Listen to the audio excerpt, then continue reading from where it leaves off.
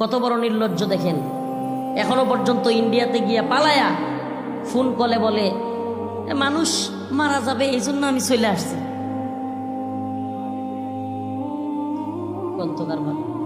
কত বড় নির্লজ্জ।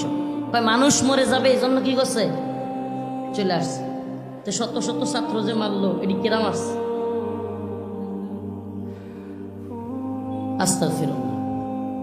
আল্লাহ পাক জালেমদেরকে ধরে সময় এমন ভাবে ধরে, সুবহানাল্লাহ।